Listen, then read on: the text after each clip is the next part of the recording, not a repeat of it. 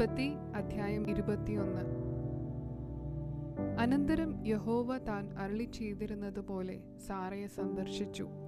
താൻ വാഗ്ദത്തം ചെയ്തിരുന്നത് യഹോവ സാറയ്ക്ക് നിവർത്തിച്ചു കൊടുത്തു.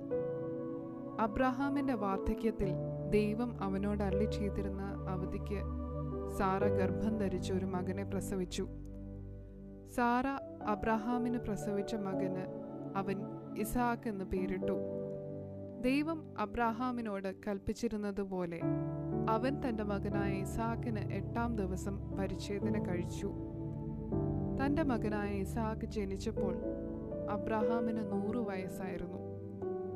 ദൈവം എനിക്ക് ചിരിയുണ്ടാക്കി, കേൾക്കുന്നവരെല്ലാം എന്നെ ചൊല്ലി ചിരിക്കും എന്ന് സാറ പറഞ്ഞു. സാറ മക്കൾക്ക് മുല കൊടുക്കുമെന്ന് അബ്രഹാമിനോട് ആർ പറയുമായിരുന്നു? അവന്റെ വാർദ്ധക്യത്തിലല്ലോ ഞാൻ ഒരു മകനെ പ്രസവിച്ചത് എന്നും അവൾ പറഞ്ഞു. പൈതൽ വളർന്നു മുലകൊടി മാറി. ഇസ്ഹാക്കിന്റെ മുലകൊടി മാറിയ നാളിൽ അബ്രഹാം ഒരു വലിയ വിരുന്ന് കഴിച്ചു.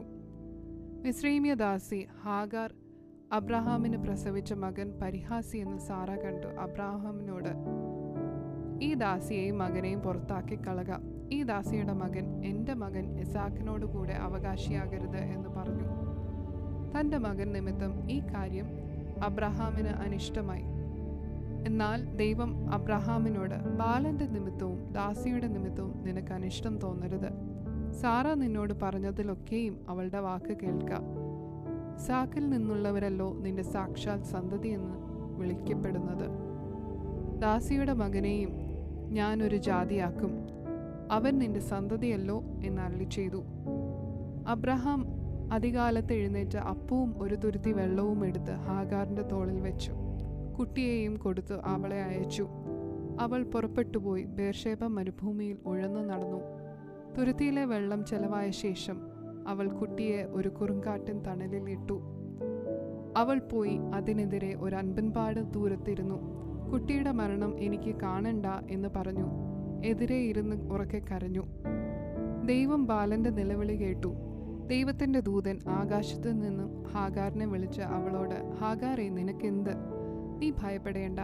ബാലൻ ഇരിക്കുന്നിടത്ത് നിന്നും അവന്റെ നിലവിളി ദൈവം കേട്ടിരിക്കുന്നു. നീ ചെന്ന് ബാലനെ താങ്ങി എഴുന്നേൽപ്പിച്ചു കൊള്ളുക. ഞാൻ അവനെ ഒരു വലിയ ജാതിയാക്കും എന്നരുളി ചെയ്തു. ദൈവം അവളുടെ കണ്ണു തുറന്നു. അവൾ ഒരു നീരുറവ കണ്ടു. ചെന്ന് തുരുത്തിയിൽ വെള്ളം നിറച്ച് ബാലനെ കുടിപ്പിച്ചു. ദൈവം ബാലനോടുകൂടെ ഉണ്ടായിരുന്നു. അവൻ മരുഭൂമിയിൽ പാർത്തു. മുതിർന്നപ്പോൾ ഒരു വില്ലാളിയായി തീർന്നു. അവൻ പാരാൻ മരുഭൂമിയിൽ പാർത്തു.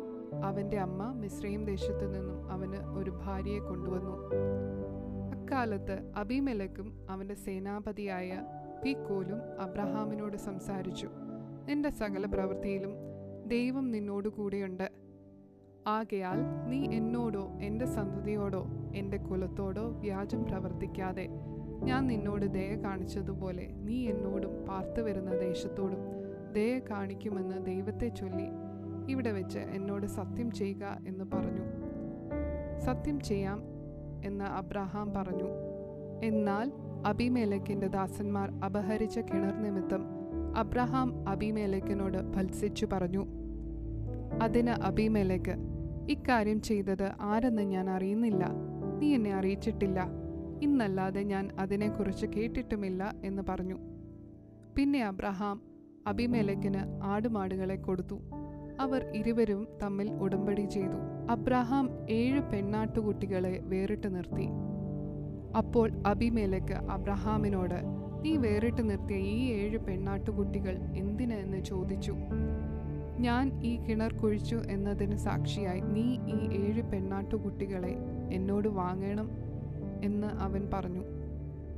അവർ ഇരുവരും അവിടെ വെച്ച് സത്യം ചെയ്യുക കൊണ്ട് അവൻ ആ സ്ഥലത്തിന് ബേർഷേബ എന്ന് പേരിട്ടു.